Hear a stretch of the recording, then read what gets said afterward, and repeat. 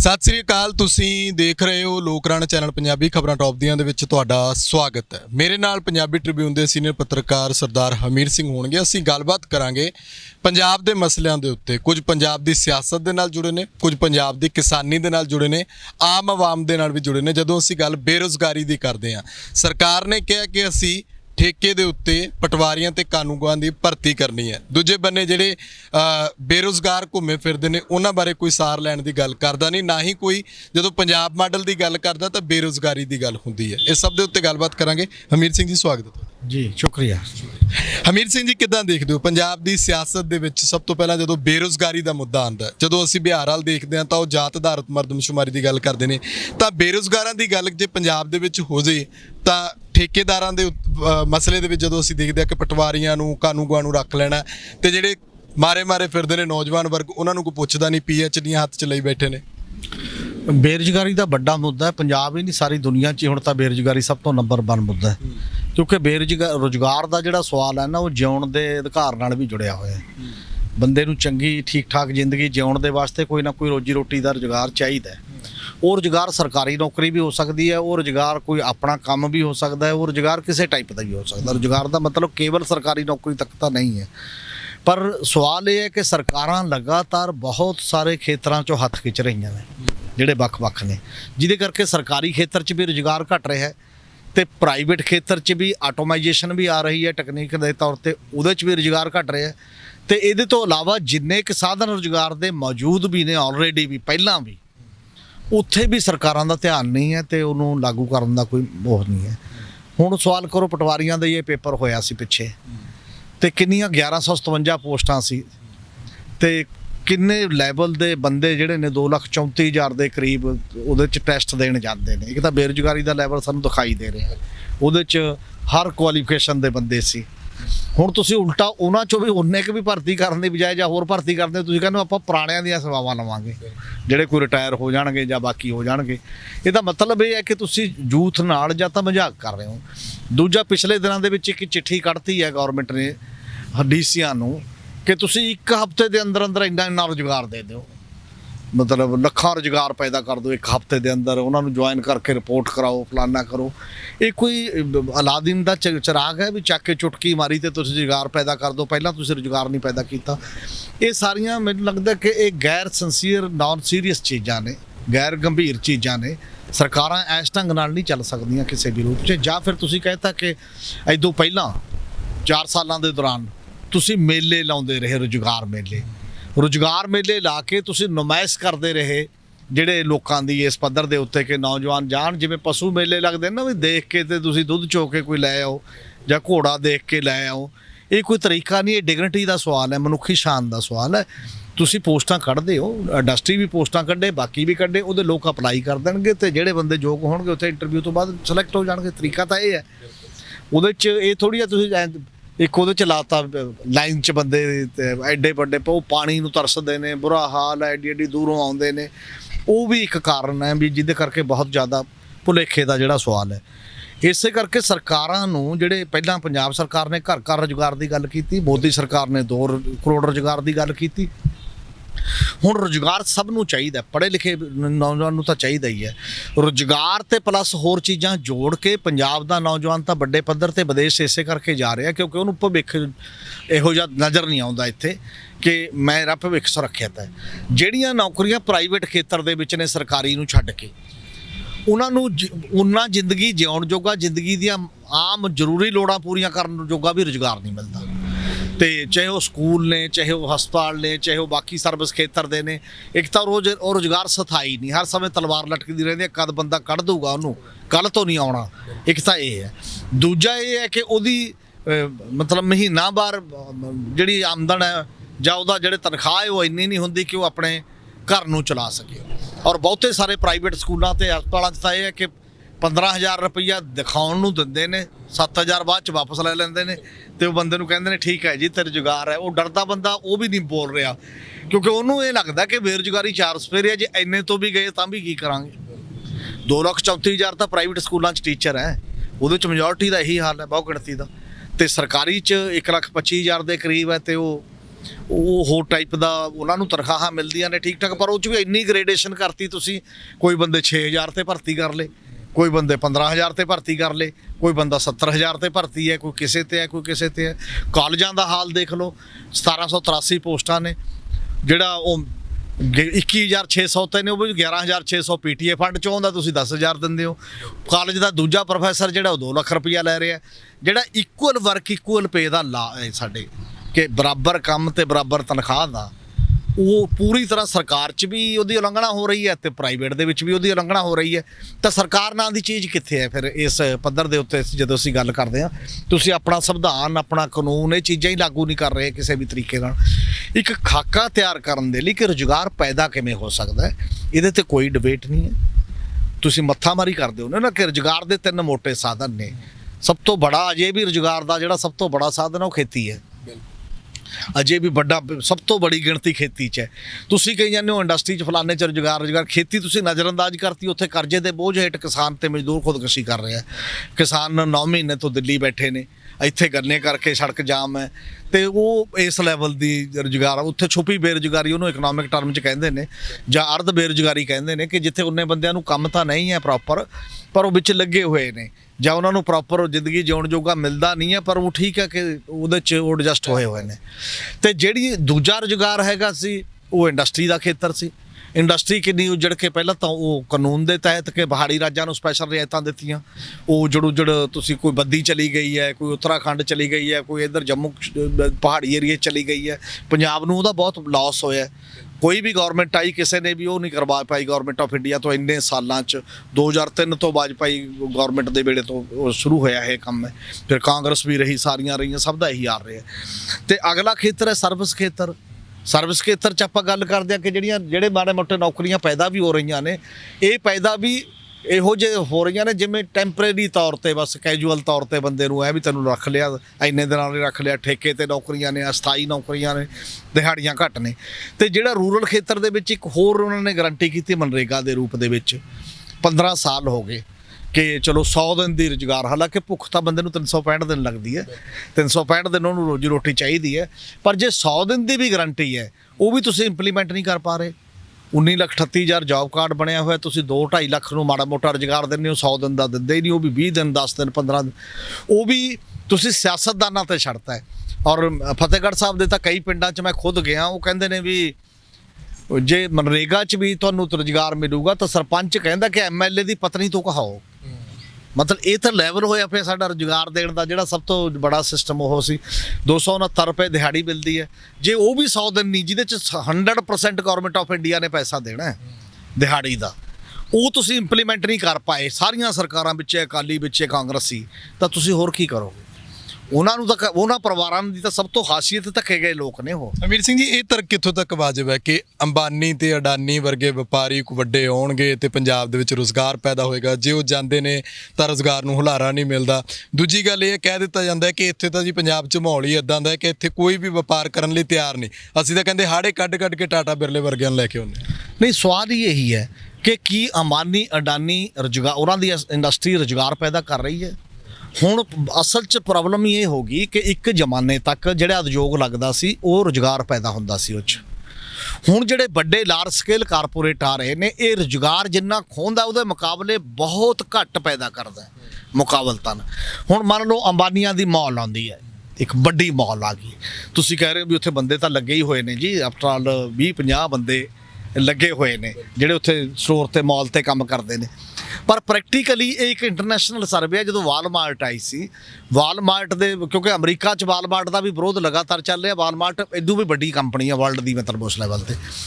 ਉਹ ਸਰਵੇ ਕਹਿੰਦਾ ਸੀ ਕਿ ਵਾਲਮਾਰਟ ਦਾ ਇੱਕ ਸਟੋਰ, ਇੱਕ ਮਾਲ 1700 ਤੋਂ ਲੈ ਕੇ 1800 ਤੱਕ ਦੁਕਾਨ ਉਜਾੜਦੀ ਹੈ। ਹੁਣ ਤੁਸੀਂ ਦੇਖੋ, 1700-1800 ਤਾਂ ਉਹ ਪਰਿਵਾਰ ਜਿਹਦੀ ਉਹ ਦੁਕਾਨ ਹੈ, ਹਰ ਛੋਟੀ ਦੁਕਾਨ 'ਚ ਵੀ 1-2 ਬੰਦੇ ਤਾਂ ਲੱਗੇ ਹੀ ਹੁੰਦੇ ਨੇ ਜਿਨ੍ਹਾਂ ਨੂੰ ਰੁਜ਼ਗਾਰ ਹੈ। ਉਹ ਜਿੰਨਾ ਰੁਜ਼ਗਾਰ ਪੈਦਾ ਹੋ ਰਿਹਾ ਸੀਗਾ, ਉਹਦੇ ਮੁਕਾਬਲੇ ਕੀ ਰੁਜ਼ਗਾਰ ਮਾਲ ਉਹਨੇ ਦੇ ਦੂਗੀ? 1800 ਦੁਕਾਨਾਂ ਜੁਗਾ, ਜੇ ਉੱਥੇ 4 ਪਰਿਵਾਰ ਵੀ ਨਿਰਭਰ ਲਾ ਲਓ ਇੱਕ ਦੁਕਾਨ ਤੇ, ਤਾਂ ਵੀ 5-6 ਹਜ਼ਾਰ ਜੌਬ ਬਣਦੀ ਹੈ। ਉਹ ਤੁਸੀਂ 50 ਨੂੰ ਦੇ ਦੋਗੇ, ਵੱਧ ਤੋਂ ਵੱਧ ਕਿੰਨਿਆਂ ਦੀ ਖੋਹ ਕੇ ਕਿੰਨਾ ਦੇ ਰਹੇ ਹੋ ਤੁਹਾਡੇ ਸਾਹਮਣੇ ਹੈ। ਦੂਜੀ ਗੱਲ ਫਿਰ ਇੰਡਸਟਰੀ ਦਾ ਤੁਸੀਂ ਲਾ ਲਓ। ਹਾਲਾਂਕਿ ਅਡਾਨੀ ਬੰਦ ਦੀ ਦੂਜੀ ਇੰਡਸਟਰੀ ਸਾਡੇ ਬਠਿੰਡੇ ਲੱਗੀ ਹੈ, ਰਿਫਾਈਨਰੀ ਹੈ, ਜਿਹੜਾ ਕਾਫੀ ਇਹ ਪੈਸਾ ਲੱਗਿਆ ਜੀ, ਇੰਨੇ ਹਜ਼ਾਰ ਕਰੋੜ ਰੁਪਈਆ ਲੱਗ ਗਿਆ। ਠੀਕ ਹੈ, ਲੱਗ ਗਿਆ।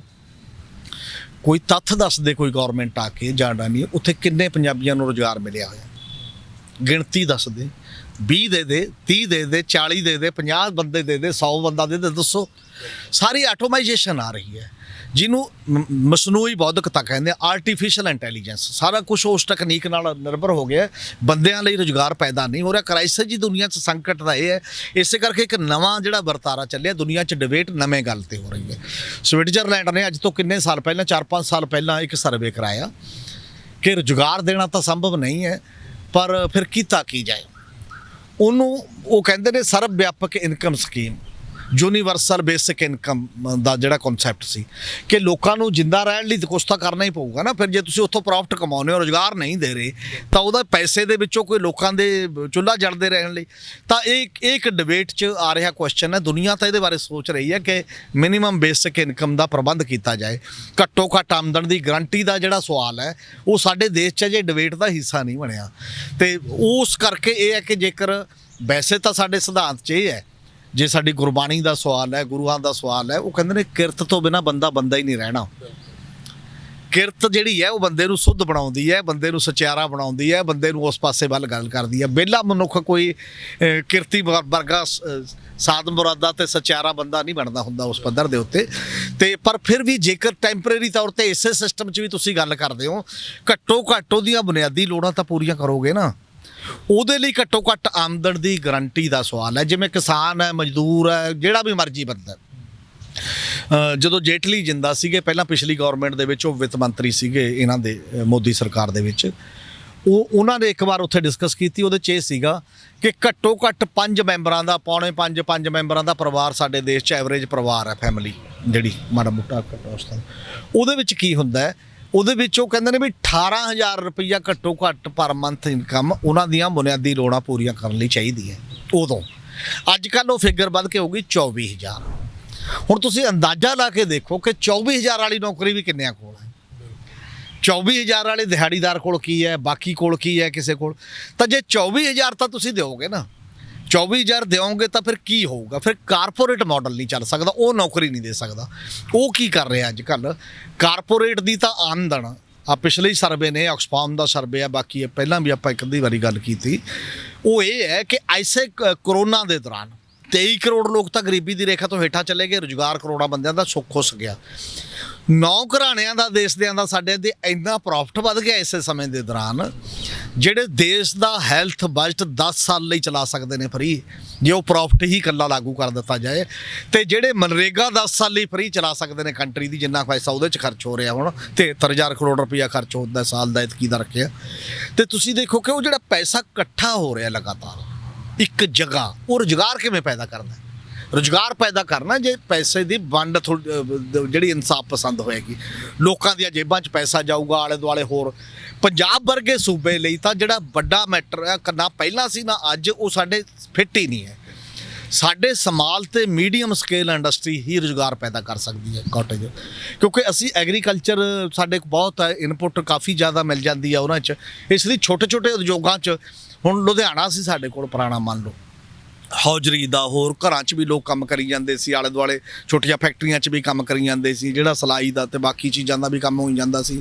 ਆਟੋਮੋਬਾਈਲ ਦਾ ਕੰਮ ਹੈ, ਛੋਟੇ ਛੋਟੇ ਗਰਾਦਾਂ ਲਾ ਕੇ ਲੋਕ ਇੱਕ ਪੁਰਜਾ ਉਹ ਬਣਾ ਰਹੇ ਆ, ਦੂਜਾ ਉਹ ਬਣਾ ਰਿਹਾ, ਤੀਜਾ ਉਹ ਬਣਾ ਰਿਹਾ। ਲੱਖਾਂ ਲੋਕਾਂ ਨੂੰ ਰੁਜ਼ਗਾਰ ਮਿਲਿਆ ਹੋਇਆ ਸੀ। ਹੁਣ ਇਹ ਜਿਹੜਾ ਕਾਰਪੋਰੇਟ ਆ ਰਿਹਾ, ਇਹ ਉਹਨਾਂ ਨੂੰ ਖਾ ਰਿਹਾ, ਛੋਟੀਆਂ ਤੇ ਮੱਧਮ ਉਦਯੋਗ ਨੂੰ ਖਾ ਰਿਹਾ। ਤਾਂ ਰੁਜ਼ਗਾਰ ਪੈਦਾ ਕਿੱਥੋਂ ਹੋਣਾ ਹੈ? ਪੰਜਾਬ ਜਿਹੜਾ ਇਹ ਸੋਚ ਰਿਹਾ ਨਾ ਅਡਾਨੀ ਆਇਆ, ਅੰਬਾਨੀ ਆਇਆ, ਪੰਜਾਬ ਦੀ ਪਾਲਿਸੀ ਫੋਕਸ ਹੋਣੀ ਚਾਹੀਦੀ ਹੈ ਕਿ ਤੁਸੀਂ ਸਮਾਲ ਤੇ ਮੱਧਮ ਸਕੇਲ ਇੰਡਸਟਰੀ ਨੂੰ ਬੂਸਟ ਕਰੋ, ਉਹਨਾਂ ਨੂੰ ਹੈਲਪ ਕਰੋ ਅੰਬਾਨੀਆਂ ਦੀ ਬਜਾਏ, ਤਾਂ ਕਿ ਉਹ ਖੜੇ ਹੋਣ ਆਪਦੇ ਆਪ। ਨਵੇਂ ਰੁਜ਼ਗਾਰ ਪੈਦਾ ਹੋਣਗੇ। ਨਵੇਂ ਰੁਜ਼ਗਾਰ ਜਦੋਂ ਆਪਦੇ ਆਪ 'ਚ ਪੈਦਾ ਹੋਣਗੇ ਤਾਂ ਸੁਸਾਇਟੀ 'ਚ ਪੈਸਾ ਵੀ ਵੰਡਿਆ ਜਾਂਦਾ। ਕਿੱਥੇ ਤਾਂ 5 ਲੱਖ ਇੰਡਸਟਰੀ ਹੈ, ਇੱਥੇ ਛੋਟੀ ਛੋਟੀ ਹੋਏ ਤੇ ਉਹਦੇ 'ਚ 5 ਕਰੋੜ ਬੰਦਾ ਕੰਮ ਕਰਦਾ ਹੋਏ, ਤੇ 5 ਕਰੋੜ 'ਚ ਤਾਂ ਆਮਦਨ ਵੰਡੀ ਗਈ ਨਾ। ਉਹ ਬੰਦਾ ਤਾਂ ਖੜਾ ਹੋ ਰਹੇ ਨੇ, ਆਪਣੇ ਪੈਰਾਂ ਤੇ ਖੜੇ ਹੋ ਰਹੇ ਨੇ। ਕਿੱਥੇ ਉਹ ਸਾਰਾ ਪ੍ਰੋਫਿਟ ਤੇ ਕਾਰਪੋਰੇਟ ਦੇ ਕੁਝ ਖਾਸ ਘਰਾਣੇ ਲਿਜਾ ਰਹੇ ਨੇ। ਹਮੀਰ ਸਿੰਘ ਜੀ, ਸਿਆਸੀ ਪਾਰਟੀਆਂ ਇਸ ਸਵਾਲ ਤੋਂ ਕਿਉਂ ਭੱਜਦੀਆਂ? ਕਿ ਇਹ ਸਵਾਲ ਅੱਜ ਦੀ ਸਿਆਸਤ, ਜਦੋਂ 2022 ਦੀ ਇਲੈਕਸ਼ਨ ਆਉਣੀ ਹੈ, ਉਹਦੇ 'ਚ ਨਹੀਂ ਉੱਭਰ ਸਕਦਾ ਕਿ ਤੁਸੀਂ ਜਦੋਂ ਗੱਲ ਗੱਲ ਕਰਦੇ ਹੋ ਕਿ ਅਸੀਂ 300 ਯੂਨਿਟ ਦੇ ਦਿਆਂਗੇ, ਕੋਈ ਕਹਿੰਦਾ 400 ਯੂਨਿਟ ਦੇ ਦਿਆਂਗੇ। ਉੱਥੇ ਨੌਕਰੀ ਦੀ ਭਰੋਸੇਯੋਗਤਾ ਤੇ ਨਾਲੋਂ ਨਾਲ ਇਹ ਵੀ ਤੈਅ ਕੀਤਾ ਜਾਵੇ ਕਿ ਇੰਨੀ ਤਨਖਾਹ ਤੁਹਾਨੂੰ ਮਿਲਣੀ ਹੈ ਘੱਟੋ ਘੱਟ ਤੁਹਾਡੇ ਉਜਰ ਦੇ ਹਿਸਾਬ ਨਾਲ, ਤੁਹਾਡੇ ਖਰਚਿਆਂ ਦੇ ਹਿਸਾਬ ਨਾਲ ਜਾਂ ਤੁਹਾਡੀ ਪੜ੍ਹਾਈ ਦੇ ਹਿਸਾਬ ਨਾਲ ਤੁਹਾਨੂੰ ਇੱਥੇ ਅਸੀਂ ਫਿੱਟ ਕਰਨਾ। ਉਹ ਰੁਜ਼ਗਾਰ ਦੀ ਗੱਲ ਕਿਉਂ ਨਹੀਂ ਕਰਦੇ? ਇਹ ਕਿਉਂ ਕਿਹਾ ਜਾਂਦਾ ਕਿ ਅਸੀਂ ਜੀ ਇੰਨੇ ਲੱਖ ਨੌਕਰੀਆਂ, ਸਰਕਾਰ ਇਸ ਤੋਂ ਵੱਧ ਨੌਕਰੀ ਸਰਕਾਰੀ ਦੇ ਹੀ ਨਹੀਂ ਸਕਦੀ।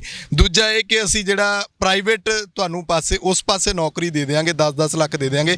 ਤਨਖਾਹ ਦੀ ਗੱਲ ਨਹੀਂ ਹੁੰਦੀ ਕਿ ਕਿੰਨੀ ਕਰਾਂਗੇ। ਨਾਲੋਂ ਨਾਲ ਗੱਲ ਆਇਲਸ ਦੀ ਹੋ ਜਾਂਦੀ ਹੈ ਕਿ ਤੁਸੀਂ ਆਇਲਸ ਦਾ ਪੇਪਰ ਕਲੀਅਰ ਕਰੋ ਤੇ ਅਸੀਂ ਤੁਹਾਨੂੰ ਸਰਕਾਰ ਵੱਲੋਂ ਜਿੰਨੀ ਸਹਾਇਤਾ ਹੋਏਗੀ 10 ਲੱਖ ਜਾਂ ਜਿੰਨੀ ਵੀ ਉਹ ਦੇਾਂਗੇ। ਉਹਦੀ ਗਰੰਟੀ ਅਸੀਂ ਦੇ ਸਕਦੇ। ਇਸ ਚੀਜ਼ ਦੀ ਗਰੰਟੀ ਕੋਈ ਨਹੀਂ ਦਿੰਦਾ ਕਿ ਰੁਜ਼ਗਾਰ ਵੀ ਦੇਾਂਗੇ ਤੇ ਘੱਟੋ ਘੱਟ ਇੰਨੀ ਤਨਖਾਹ ਤੁਹਾਡੀ ਹੋਏਗੀ। ਨਹੀਂ, ਸਾਡਾ ਪੋਲੀਟੀਸ਼ੀਅਨ ਓਵਰਆਲ ਇਕੱਲਾ ਸਾਡਾ ਨਹੀਂ, ਵੈਸੇ ਤਾਂ ਦੁਨੀਆ 'ਚ ਹੀ, ਪਰ ਸਾਡਾ ਪੋਲੀਟੀਸ਼ੀਅਨ ਖਾਸ ਤੌਰ ਤੇ ਕਿਉਂਕਿ ਉਹ ਕਰਪਟ ਵੀ ਜ਼ਿਆਦਾ ਮੁਕਾਬਲਤਨ, ਉਹ ਤਾਂ ਸਰੈਂਡਰ ਕਰ ਚੁੱਕਿਆ ਨਾ। ਸਾਡੀ ਸਿਆਸਤ ਵਪਾਰ ਬਣ ਗਈ ਹੈ। ਉਹ ਆਪਣੇ ਲਈ ਹਿੱਸੇਦਾਰੀ ਲੱਭ ਰਿਹਾ ਅਸਲ 'ਚ, ਉਹ ਕਾਰਪੋਰੇਟਰ ਨਾਲ ਮਿਲ ਕੇ। ਜਿਹੜੇ ਵੀ ਵੱਡੇ ਸਮਝੌਤੇ ਹੁੰਦੇ ਨੇ, ਸਮਝੌਤਿਆਂ 'ਚ ਸਾਡਾ ਪੋਲੀਟੀਸ਼ੀਅਨ ਇਨਵੋਲਵ ਹੈ। ਬਿਨਾਂ ਸ਼ਮੂਲੀਅਤ ਤੋਂ ਨਹੀਂ ਹੋ ਸਕਦਾ ਨਾ ਕਿਸੇ ਵੀ ਤਰੀਕੇ ਦੇ ਨਾਲ। ਇਹ ਤਾਂ ਨਹੀਂ ਗੱਲ ਕਿ ਇਹਨਾਂ ਨੂੰ ਮੋਟੀ ਗੱਲ ਵੀ ਸਮਝ ਨਹੀਂ ਆਉਂਦੀ, ਸਮਝ ਆਉਂਦੀ ਹੈ। ਨੀਅਤ ਦੀ ਗੱਲ ਹੈ ਤੇ ਅਪਰੋਚ ਦੀ ਗੱਲ ਹੈ। ਤੇ ਕਾਰਪੋਰੇਟ ਨਾਲ ਜੰਗ ਲੜਨ ਲਈ ਆਸਾਨੀ ਨਾਲ ਸੱਤਾ ਨਹੀਂ ਮਾਣੀ ਜਾ ਸਕਦੀ। ਫਿਰ ਸੱਤਾ 'ਚ ਵੀ ਪ੍ਰੋਬਲਮ ਆਉਣਗੀਆਂ, ਸਮੱਸਿਆਵਾਂ ਆਉਣਗੀਆਂ, ਉਹਦੇ ਲਈ ਖੜਨਾ ਪਏਗਾ। ਉਹ ਤਕਲੀਫ ਦੀ ਬਜਾਏ ਇਹ ਰਲ ਮਿਲ ਕੇ ਸਰੈਂਡਰ ਕਰ ਗਏ ਅਸਲ 'ਚ ਕਾਰਪੋਰੇਟ ਦੇ ਨਾਲ। ਹੁਣ ਕਾਰਪੋਰੇਟ ਡਿਸਾਈਡ ਕਰਦਾ, ਵਿਧਾਨ ਸਭਾਵਾਂ ਪਾਰਲੀਮੈਂਟ 'ਚ ਕਾਨੂੰਨ ਉਦੋਂ ਬਾਅਦ ਆਉਂਦਾ ਹੈ। ਕਾਰਪੋਰੇਟ ਦੱਸਦਾ ਕਾਨੂੰਨ ਆ ਆਉਣਾ ਹੈ ਤੇ ਉਦੋਂ ਬਾਅਦ ਇਹ ਤਾਂ ਪਾਸ ਕਰਨ ਵਾਲੇ ਨੇ ਸਾਰੇ ਬੰਦੇ, ਜਿਹੜੇ MLA MP ਤਾਂ ਉਸ ਪੱਧਰ ਦੇ ਉੱਤੇ। ਤੇ ਜੇ ਇਹ ਲੜਾਈ ਲਈ ਨਹੀਂ ਖੜਦੇ ਆਪਦੇ ਆਪ ਕਾਨੂੰਨ ਬਣਾਉਣੇ ਆਪਣੇ ਤਰੀਕੇ ਨਾਲ ਨਹੀਂ ਬਣਾਉਂਦੇ। ਅੱਗੇ ਇਹੀ ਮੰਨਿਆ ਜਾਂਦਾ ਸੀ ਕਿ ਸਿਆਸਤ ਜਿਹੜੀ ਇਸ ਕੰਮ ਲਈ ਹੁੰਦੀ ਹੈ ਕਿ ਕਿਸੇ ਨਾਲ ਵਿਤਕਰਾ ਨਾ ਹੋਵੇ। ਸਿਆਸਤ ਇਸ ਕੰਮ ਲਈ ਹੁੰਦੀ ਹੈ ਕਿ ਜੇ ਕੋਈ ਤਕੜਾ ਮਾੜੇ ਨੂੰ ਤੰਗ ਕਰੂਗਾ ਤਾਂ ਵਿੱਚ ਆ ਕੇ ਉਹ ਖੜੀ ਹੋਊਗੀ। ਇਹੋ ਜਿਹੇ ਕਾਨੂੰਨ ਖੜੇ ਹੋਣਗੇ ਉਹਨੂੰ ਪ੍ਰੋਟੈਕਸ਼ਨ ਦੇਣ ਦੇ, ਉਹਦੇ ਜਾਨ ਮਾਲ ਦੀ ਰਾਖੀ ਦੇ ਵਾਸਤੇ। ਪਰ ਹੁਣ ਸਵਾਲ ਸਾਡੇ ਸਾਹਮਣੇ ਇਹ ਆ ਗਿਆ ਕਿ ਇਹ ਨੀਅਤ ਨਹੀਂ। ਸਾਡਾ ਸਿਆਸਤਦਾਨ ਤਾਂ ਸਗੋਂ ਪੰਜਾਬ ਦਾ ਅਜੇ ਤੱਕ ਤਾਂ ਡਾਇਗਨੋਜ਼ਮ ਨਹੀਂ ਕਰ ਰਿਹਾ ਠੀਕ ਪ੍ਰੋਬਲਮ। ਡਾਇਗਨੋਜ਼ ਇਹ ਹੈ ਕਿ ਪੰਜਾਬ ਦਾ ਸਭ ਤੋਂ ਬੁਨਿਆਦੀ ਮੁੱਦਾ ਮੈਨੂੰ ਇਹ ਲੱਗਦਾ ਉਹ ਹੈਗਾ ਪੰਜਾਬ ਦਾ ਉਜਾੜਾ। ਜਿਹੜੇ ਸਟੇਟ ਦਾ ਨੌਜਵਾਨ ਤਬਕਾ, ਹੁਨਰਮੰਦ ਤਬਕਾ, ਮਿਡਲ ਕਲਾਸ ਦਾ ਪੜ੍ਹੇ ਲਿਖੇ ਫੈਮਲੀਆਂ ਦਾ ਤਬਕਾ ਲਗਾਤਾਰ ਵੱਡੇ ਪੈਮਾਨੇ ਤੇ ਵਿਦੇਸ਼ ਜਾ ਰਿਹਾ ਹੋਵੇ, ਤੁਸੀਂ ਉਹਨੂੰ ਰੋਕਣ ਦਾ ਕੋਈ ਬੰਦੋਬਸਤ ਨਾ ਕਰ ਰਹੇ ਹੋਵੋ, ਤੁਸੀਂ ਉਹਦੇ ਲਈ ਕੋਈ ਉਮੀਦ ਪੈਦਾ ਨਾ ਕਰ ਰਹੇ ਹੋਵੋ, ਬਲਕਿ ਤੂੰ ਉਲਟਾ ਕਰ ਰਹੇ ਹੋਵੋ। ਉੱਥੇ ਜਾ ਕੇ NRIਆਂ ਤੋਂ ਪੈਸੇ ਲਿਆ ਕੇ ਇੱਥੇ ਆਪਣੀ ਸਿਆਸਤ ਚਲਾਓ, ਬਸ ਇਦੋਂ ਵੱਧ ਕੁਝ ਨਾ ਕਰੋ। ਤੇ ਉਹਦੇ 'ਚ ਤੁਸੀਂ ਕਰੋ। ਕੈਪਟਨ ਅਮਰਿੰਦਰ ਸਿੰਘ ਕਹਿੰਦੇ ਰਹੇ ਪਿਛਲੇ ਦਿਨਾਂ 'ਚ ਵੀ ਅਸੀਂ ਸਰਕਾਰੀ ਸਕੂਲਾਂ 'ਚ IELTS ਕਰਾ ਦਾਂਗੇ ਤੇ ਜਿਹੜੇ ਗਰੀਬ ਬੰਦੇ ਨੇ ਆਪ ਨਹੀਂ ਪੈਸੇ ਦੇ ਸਕਦੇ। ਸੁਖਬੀਰ ਬਾਦਲ ਨੇ ਕਹਿਤਾ ਵੀ ਅਸੀਂ ਜੀ ਬਿਨਾਂ ਵਿਆਜ 10 ਲੱਖ ਰੁਪਈਆ ਸਪੋਰਟ ਕਰਾਂਗੇ ਜਿਹੜੇ ਨਹੀਂ ਜਾਣਗੇ। ਤੇ ਬਾਕੀ ਵੀ ਸਾਰੇ ਇਹੀ ਕਰ ਰਹੇ। ਕੋਈ ਅੱਜ ਤੱਕ ਤੁਸੀਂ ਕਿਸੇ ਪੋਲੀਟੀਕਲ ਪਾਰਟੀ ਨੂੰ ਸੁਣਿਆ ਕਿ ਪੰਜਾਬ ਉਜੜ ਰਿਹਾ? ਇਸ ਉਜਾੜੇ ਨੂੰ ਰੋਕਣਾ ਪਹਿਲਾ ਕੰਮ ਸਾਡਾ ਹੋਏਗਾ। ਉਹ ਰੋਕਣ ਦੇ ਵਾਸਤੇ ਅਸੀਂ ਉਮੀਦ ਨੌਜਵਾਨਾਂ 'ਚ ਪੈਦਾ ਕਰਦੇ ਹਾਂ। ਨੌਜਵਾਨਾਂ ਨੂੰ ਲੀਡਰਸ਼ਿਪ 'ਚ ਵੀ ਰੋਲ ਦਿੰਦੇ ਹਾਂ, ਸਿਆਸਤ ਦੇ ਵਿੱਚ ਵੀ ਪ੍ਰੋਪਰ ਤਰੀਕੇ ਦੇ ਨਾਲ। ਨੌਜਵਾਨਾਂ ਨੂੰ ਸੇਵਾ ਦੇ ਖੇਤਰ ਦੇ ਵਿੱਚ ਵੀ ਰੋਲ ਦਿੰਦੇ ਹਾਂ। ਨੌਜਵਾਨਾਂ ਨੂੰ ਨਵੀਆਂ ਨੌਕਰੀਆਂ ਵੀ ਦਿੰਦੇ ਹਾਂ ਅਸੀਂ। ਤੇ ਨੌਜਵਾਨਾਂ ਨੂੰ ਕੋਈ ਸੱਭਿਆਚਾਰਕ ਮਾਹੌਲ ਦੇ ਵਿੱਚ ਅਸੀਂ ਵਿਰਸੇ ਨਾਲ ਜੋੜਦੇ ਹਾਂ, ਚੀਜ਼ਾਂ ਕਰਦੇ ਹਾਂ ਤਾਂ ਕਿ ਉਹ ਇਸ ਪਾਸੇ ਵੱਲ ਚੱਲੇ। ਉਹਦੇ ਲਈ ਤਾਂ ਕੋਈ ਪ੍ਰੋਗਰਾਮ ਹੀ ਨਹੀਂ ਹੈ ਕਿਸੇ ਵੀ ਯੂਥ ਲਈ, ਕਿਸੇ ਵੀ ਗੱਲ ਦੇ ਲਈ, ਕਿਸੇ ਟਾਈਪ ਦਾ। ਵੱਧ ਤੋਂ ਵੱਧ ਕੋਈ ਕਹਿ ਦੂ ਮੈਂ ਕਿੱਟਾਂ ਬਣ ਰਿਹਾ, ਮੈਂ ਥੋੜ੍ਹਾ ਬਹੁਤ ਆਹ ਚੀਜ਼ ਕਰ ਰਿਹਾ, ਮੈਂ ਆਹ ਚੀਜ਼ ਕਰ ਰਿਹਾ। ਇਦੋਂ ਬਿਨਾਂ ਪਾਲਿਸੀ ਕਿੱਥੇ ਹੈ? ਜਦੋਂ ਤੁਹਾਡਾ ਨਜ਼ਰੀਆ ਹੀ ਉਲਟ ਜਦੋਂ ਕ੍ਰਾਸ ਰੋਡ ਤੇ ਕੋਈ ਚੀਜ਼ ਖੜੀ ਹੁੰਦੀ ਹੈ ਚੁਰਾਹੇ ਤੇ, ਤਾਂ ਚੁਰਾਹੇ ਤੇ ਜਿੱਧਰ ਨੂੰ ਤੁਸੀਂ ਜਾਂਦੇ ਜਾ ਰਹੇ ਹੋ ਲਗਾਤਾਰ, ਉਹ ਸਭ ਨੂੰ ਸਮਝ ਆ ਰਿਹਾ ਕਿ ਅੱਗੇ ਬਹੁਤ ਬੜੀ ਖਾਈ ਹੈ। ਤੁਸੀਂ ਖੜ ਕੇ ਸੋਚ ਕੇ ਮੁੜਨ ਲਈ ਤਿਆਰ ਨਹੀਂ ਹੋ ਤਾਂ ਉਹਦੇ 'ਚ ਹੀ ਡਿੱਗਣਾ ਫਿਰ। ਇਸ ਲਈ ਪੰਜਾਬ ਦੇ ਸਿਆਸਤਦਾਨ ਦੇ ਕੋਲ ਵਿਜ਼ਨ ਨਹੀਂ ਹੈ, ਨਜ਼ਰੀਏ ਤੋਂ ਵੀ ਹੀਣਾ। ਤੇ ਜੇ ਨਜ਼ਰੀਆ ਹੋਵੇ ਵੀ ਤਾਂ ਇਹਦਾ ਮਤਲਬ ਇਹ ਹੈ ਕਿ ਉਹ ਬਦਨੀਤ ਹੈ। ਫਿਰ ਜੇ ਨਜ਼ਰੀਆ ਕਿਸੇ ਕੋਲ ਹੋਵੇ ਉਹਦੇ ਤੇ ਕੰਮ ਨਾ ਕਰੇ ਤਾਂ ਬਦਨੀਤੀ ਨਾਲ ਕੰਮ ਕਰਦਾ। ਦੋਨੇ ਹੀ ਗੱਲਾਂ ਹੋ ਸਕਦੀਆਂ ਨੇ, ਫਿਰ ਤੀਜੀ ਤਾਂ ਕੋਈ ਗੱਲ ਨਹੀਂ ਹੋ ਸਕਦੀ। ਇਸ ਲਈ ਫਿਰ ਲੋਕਾਂ ਤੋਂ ਹੀ ਉਮੀਦ ਪੈਦਾ ਹੁੰਦੀ ਹੈ। ਜਿਵੇਂ ਅੱਜ ਕੱਲ੍ਹ ਇਹ ਸਵਾਲ ਕਰਨੇ ਪੈਣਗੇ ਸਾਰੇ ਸਿਆਸਤਦਾਨਾਂ ਤੇ। ਅੱਜ ਕੱਲ੍ਹ ਜਿਵੇਂ ਕਿਸਾਨ ਮੋਰਚੇ ਦੇ ਥਰੂ ਕੀਤੇ ਜਾ ਰਹੇ ਨੇ ਕਿ ਭਾਈ ਸਾਹਿਬ ਦੱਸੋ ਇਹ ਕਰੋਗੇ ਕਿਵੇਂ? ਇਕੱਲਾ ਇੰਨੇ ਨਾਲ ਗੱਲ ਨਹੀਂ ਬਣਨੀ ਕਿ ਤੂੰ ਆਹ ਕਰ ਦਾਂਗੇ, ਆਹ ਕਰ ਦਾਂਗੇ, ਆਹ ਕਰ ਦਾਂਗੇ। ਇੱਕ ਖਾਕਾ ਵੀ ਦੇਣਾ ਪਊਗਾ। ਇਹਦੇ ਲਈ ਪੈਸਾ ਕਿੱਥੋਂ ਆਊਗਾ? ਇਹਦੇ ਲਈ ਕਿੱਥੇ ਨੌਕਰੀ ਹੈ? ਇਹਦੇ ਲਈ ਕੋਈ ਜਿਹੜਾ ਤੂੰ ਮੈਨੂੰ ਕਹਿ ਰਿਹਾ ਤਜਰਬਾ ਦੁਨੀਆ 'ਚ ਕਿਤੇ ਲਾਗੂ ਹੋ ਰਿਹਾ ਕਿ ਨਹੀਂ ਹੋ ਰਿਹਾ, ਜਾਂ ਤੇਰੇ ਦਿਮਾਗ ਦਾ ਫੁਰਨ ਹੈ, ਜਾਂ ਇਹਦੇ ਤੇ ਕੋਈ ਐਕਸਪਰਟਸ ਦੀ ਰਾਏ ਹੈ, ਕਿਸੇ ਨੇ ਤੁਹਾਨੂੰ ਬਣਾ ਕੇ ਦਿੱਤਾ ਪ੍ਰੋਜੈਕਟ ਜਾਂ ਕੀ ਦਿੱਤਾ? ਇਹ ਸਵਾਲ ਨੇ। ਔਰ ਇਹ ਸਵਾਲ ਤਾਂ ਕੀਤਾ ਨਹੀਂ। ਜਦ ਤੁਸੀਂ ਦੱਸੋ ਵੀ ਮਨਰੇਗਾ ਦੇ ਵਿੱਚ ਰੁਜ਼ਗਾਰ ਕਿਉਂ ਨਹੀਂ ਮਿਲ ਰਿਹਾ ਜੀ? 10 ਸਾਲ ਅਕਾਲੀ ਤੇ ਇਹ ਰਹਿ ਗਏ, ਜਾਂ ਇਹਦੇ ਤੇ ਅੱਜ ਤੱਕ ਜਾਂ ਆਪੋਜੀਸ਼ਨ ਸਪੋਜ਼ ਕਰੋ ਆਮ ਆਦਮੀ ਪਾਰਟੀ ਵੀ ਹੈ, ਇੱਥੇ ਕਿਸੇ ਨੇ ਜਿੱਥੇ ਜਿੱਥੇ ਉਹਨਾਂ ਦੇ ਐਮਐਲਏ ਨੇ ਆਪਣੇ ਹਲਕੇ 'ਚ ਵੀ ਇੰਪਲੀਮੈਂਟ ਕਿਉਂ ਨਹੀਂ ਕਰਾਇਆ? ਜਿੱਥੇ ਵੀ ਹੈ, ਕੱਲੀ ਸੱਤਾ ਤਾਂ ਨਹੀਂ ਹੁੰਦੀ, ਤਾਂ ਤੁਹਾਡੇ ਕੋਲ ਤਾਕਤ ਹੁੰਦੀ ਹੈ ਜੇ ਵਿਧਾਇਕ ਵੀ। ਤੁਸੀਂ ਕਿੰਨੇ ਸਵਾਲ ਮਨਰੇਗਾ ਤੇ ਕੀਤੇ, ਕਿੰਨੇ ਕਾਨੂੰਨ ਮੁਤਾਬਕ ਲਾਗੂ ਕਰਨ ਲਈ ਟਰਾਈ ਕੀਤੀ? ਪਿੰਡ ਦੀ ਗ੍ਰਾਮ ਸਭਾ ਜਿਹੜੀ ਆ ਉਹ ਕਿਉਂ ਨਹੀਂ ਹੋ ਰਹੀ ਜਦੋਂ ਸੰਵਿਧਾਨ ਕਹਿੰਦਾ, ਕਾਨੂੰਨ ਕਹਿੰਦਾ? ਤੇ ਉਹ ਸਾਰੀਆਂ ਪਾਰਟੀਆਂ ਦੀ ਮੌਜੂਦਗੀ 'ਚ ਨਹੀਂ ਹੋ ਰਹੀ ਨਾ, ਤਾਂ ਪਾਰਟੀਆਂ ਕੋਲ ਕੀ ਲੋਕਾਂ ਨੂੰ ਦੇਣ ਨੂੰ ਹੈ ਵਿਜ਼ਨ? ਇਸ ਲਈ ਉਹ ਹੋਪ ਨਹੀਂ। ਇਸੇ ਕਰਕੇ ਪੰਜਾਬ ਦੇ ਲੋਕ ਬੜੇ ਲੰਮੇ ਸਮੇਂ ਤੋਂ ਨਾ ਤਲਾਸ਼ 'ਚ ਨੇ ਕਿਸੇ ਨਵੇਂ ਬਦਲ ਦੀ। ਔਰ ਉਹ ਮਨਪ੍ਰੀਤ ਤੋਂ ਲੱਗੇ, ਫਿਰ ਆਪ ਤੋਂ ਲੱਗੇ, ਫਿਰ ਬਾਕੀ ਤੋਂ। ਸਾਡੇ ਸਾਹਮਣੇ ਬਦਲ ਉਹੀ ਬੰਦੇ ਆਈ ਜਾਂਦੇ ਨੇ, ਚੋਲੇ ਬਦਲ ਕੇ ਜਾਂ ਚਿਹਰਾ ਬਦਲ ਕੇ ਲੀਡਰ ਆ ਜਾਂਦਾ ਹੈ ਉਸੇ ਪਾਰਟੀ 'ਚ ਕੋਈ ਹੋਰ, ਜਾਂ ਉਹੀ ਪਾਰਟੀ ਕਿਸੇ ਹੋਰ ਬਹਾਨੇ ਆ ਜਾਂਦੀ ਹੈ ਤੇ ਮੁੜ ਘੁੜ ਕੇ ਲੋਕਾਂ ਨੂੰ ਉਹੀ ਵਿਉ ਚੱਕਰ ਦੇ ਵਿੱਚ ਜਿਹੜਾ ਪਾਇਆ ਹੋਇਆ ਇੱਕ ਸਰਕਲ ਦੇ ਵਿੱਚ। ਤੇ ਨਵੀਂ ਇਬਾਰਤ ਲਿਖਣ ਦੇ ਵਾਸਤੇ ਹੋਆ, ਔਰ ਉਹਦੇ ਵਿੱਚ ਇੱਕ ਰੋਲ ਮੇਰਾ ਖਿਆਲ ਹੈ ਜਿਹੜਾ ਨਿਭਾਉਣਾ ਚਾਹੀਦਾ ਸੀ ਸਿਵਲ ਸੁਸਾਇਟੀ ਨੂੰ ਤੇ ਬੌਧਿਕ ਤਬਕੇ ਨੂੰ, ਉਹ ਮਿਸਿੰਗ ਹੈ ਕਾਫੀ ਲੰਮੇ ਸਮੇਂ ਤੋਂ। ਔਰ ਜਿਹੜਾ ਇੱਕ ਇਹੋ ਜਿਹੇ ਗਰੁੱਪ ਜਦੋਂ ਏਜੰਡਾ ਖੜਾ ਕਰਨਾ ਹੁੰਦਾ ਹੈ ਔਰ ਜਦੋਂ ਤੁਸੀਂ ਕੋਈ ਡਾਇਰੈਕਸ਼ਨ ਤੈਅ ਕਰਨੀ ਹੁੰਦੀ ਹੈ ਤਾਂ ਉਦੋਂ ਅਹੁਦਿਆਂ ਦੇ ਤਾਂ ਛੋਟੇ-ਮੋਟੇ ਲਾਲਚ ਛੱਡ ਕੇ ਤੁਹਾਨੂੰ ਨੰਗੇ ਧੜ ਰੜੇ ਮੈਦਾਨ ਖੜਨਾ ਪੈਂਦਾ ਜ਼ਿੰਦਗੀ ਦੇ ਵਿੱਚ। ਤੇ ਉਹ ਖੜਨ ਵਾਲੀ ਕਲਾਸ ਪੈਦਾ ਕਰਨੀ ਪੈਂਦੀ ਐ ਨਹੀਂ 1 2 3 ਚਾਹੁੰਦਾ, ਮਤਲਬ ਘੱਟੋ ਘੱਟ 150 ਬੰਦਾ ਪੰਜਾਬ 'ਚ ਐ ਹੋਵੇ ਜਿਹੜਾ ਕਹਿੰਦਾ ਮੈਨੂੰ ਅਹੁਦੇ ਦਾ ਲਾਲਚ ਨਹੀਂ ਹੈ, ਮੈਂ ਕਿਸੇ ਦੇ ਨਾਲ ਨਹੀਂ, ਮੈਂ ਹਰ ਇੱਕ ਦੇ ਖਿਲਾਫ ਵੀ ਹਾਂ, ਹਰ ਇੱਕ ਦਾ ਸਪੋਰਟਰ ਵੀ, ਜਿਹੜਾ ਠੀਕ ਹੈ ਠੀਕ ਹੈ, ਜਿਹੜਾ ਗਲਤ ਹੈ ਗਲਤ ਹੈ। ਤੇ ਅਸੀਂ ਐਜ ਏ ਟੀਮ ਖੜੇ ਹਾਂ ਬੌਧਿਕ ਤੌਰ ਤੇ। ਉਹਨਾਂ 'ਚ ਪ੍ਰੋਫੈਸਰ ਹੋ ਸਕਦੇ ਨੇ, ਡਾਕਟਰ ਹੋ ਸਕਦੇ ਨੇ, ਸਾਇੰਟਿਸਟ ਹੋ ਸਕਦੇ ਨੇ, ਬਾਕੀ ਦੇ ਲੋਕ ਵੱਡੇ ਕਲਾਕਾਰ ਹੋ ਸਕਦੇ ਨੇ ਤੇ ਵੱਡੇ ਪੱਤਰਕਾਰ ਹੋ ਸਕਦੇ, ਕੋਈ ਵੀ ਧਿਰਾਂ 'ਚ ਜਿਹੜੇ ਤੇ ਉਹ ਖੜੇ ਦਿਖਾਈ ਦੇਣ ਇੰਡੀਪੈਂਡੈਂਟ ਤੌਰ ਤੇ।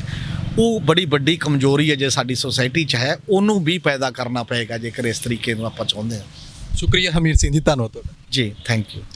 ਸੋ ਮੇਰੇ ਨਾਲ ਮੌਜੂਦ ਸਨ ਪੰਜਾਬੀ ਟ੍ਰਿਬਿਊਨ ਦੇ ਸੀਨੀਅਰ ਪੱਤਰਕਾਰ ਸਰਦਾਰ ਹਮੀਰ ਸਿੰਘ। ਸਮੱਸਿਆਵਾਂ ਬੇਰੁਜ਼ਗਾਰੀ ਨੂੰ ਲੈ ਕੇ ਇਹਦੀ ਹੋਰ ਵੀ ਜੜ੍ਹਾਂ ਬਹੁਤ ਨੇ, ਇਹਦੇ ਵਿਚਾਲੇ ਭ੍ਰਿਸ਼ਟਾਚਾਰ ਪੈਦਾ ਹੁੰਦਾ, ਲੋਕ ਅੱਕ ਕੇ ਮਾਨਸਿਕ ਤੌਰ ਤੇ ਪਰੇਸ਼ਾਨ ਹੁੰਦੇ ਨੇ।